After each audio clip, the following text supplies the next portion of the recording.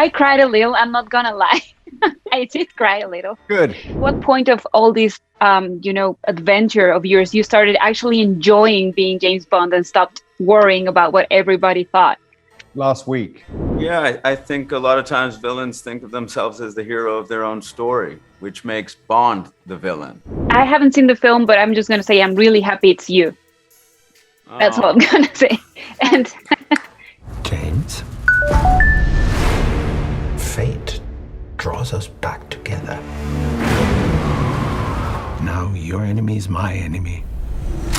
Daniel, I got to see the documentary yesterday, being James Bond. I cried a little. I'm not gonna lie. I did cry a little. Good.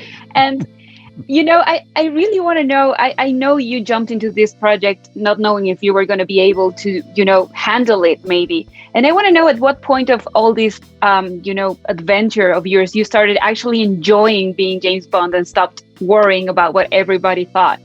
Last week. What?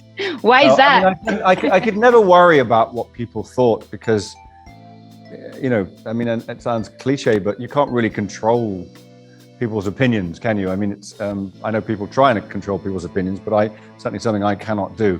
And I wouldn't want to either because people are very passionate about James Bond, and that's one of the reasons it's so successful and so many people still go to see them. And so I wouldn't want to sort of push those people away, but all I could do is say, listen, wait and see the movie, wait and see what we did, because I think we made a good movie. And I think once Casino came out and people, I said before, I'm still amazed people go to the cinema and watch my movies. So I'm just, when they did in Casino Royale, it was magical. Harder to tell the good from bad, villains from heroes these days. We used to be able to get into a room with the enemy. Now they're just floating in the ether.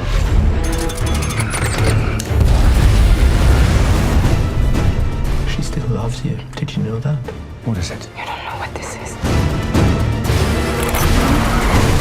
Is she one of them? I don't know her at all. When her secret finds its way out, it'll be the death of you. I feel like obviously villains never think they're wrong. They usually think that they're doing the right thing. So how's this villain's perspective of his own different from what we're going to see as audience members? Yeah, I think a lot of times villains think of themselves as the hero of their own story, which makes Bond the villain. And I think that's a very interesting perspective to have when you go into this, when you think about the character. When I worked on him, I thought psychologically, I was trying to investigate what brings someone to go to such horrific means to fulfill their goals. I mean, what would allow someone to just kind of remove themselves from any morality, any empathy? And it started to brew this character for me that was, not someone I wanted to spend too much time with. So I'm happy that I'm 2 years in front of that. But it'll be interesting to go back to it and watch it on screen. And I'll be interested to see if anybody thinks that he's also a hero.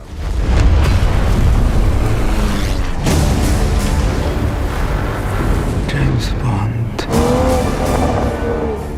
We both eradicate people to make the world a better place.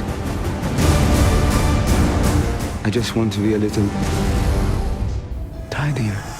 Leshana, I love the fact that you are the first female 007. What does that mean to the story of Bond? But also, what does it mean to history? Because I feel like it's been too long. It should have happened before.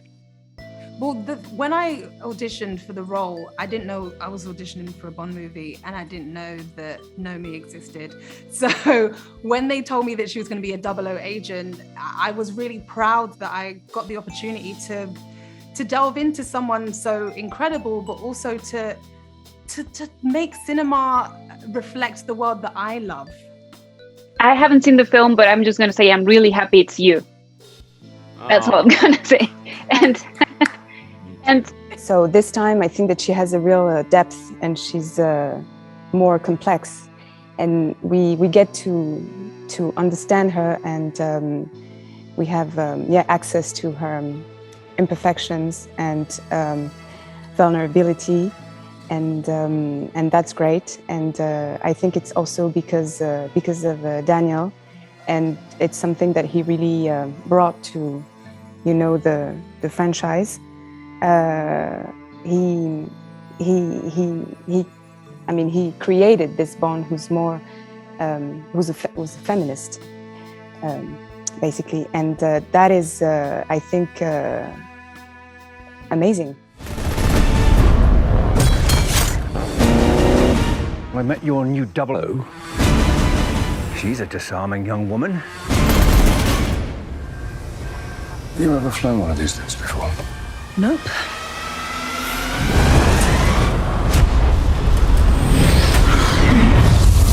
I feel like villains always allow us to see a different side of the hero. So what is it about Safin that we're gonna that's gonna bring something new from James Bond, and even consider coming back from retirement?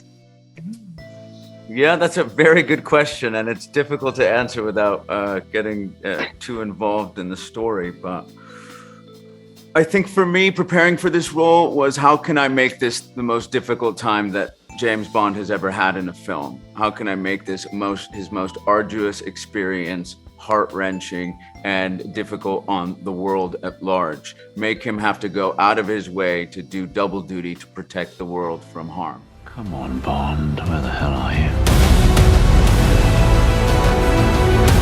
If we don't do this, there will be nothing left to save. When you're ready. You're late. Do you think that he has taught you something about yourself that you didn't know?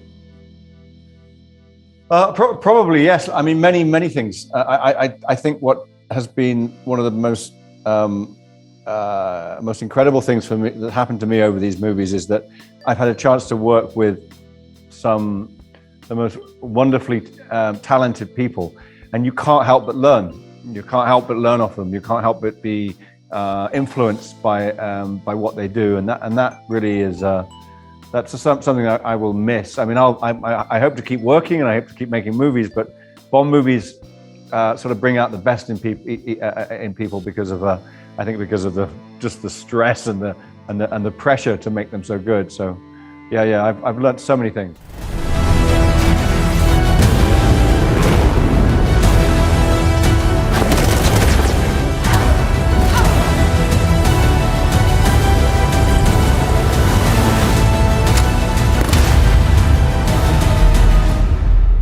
Can I just have one nice evening, please, before the world explodes?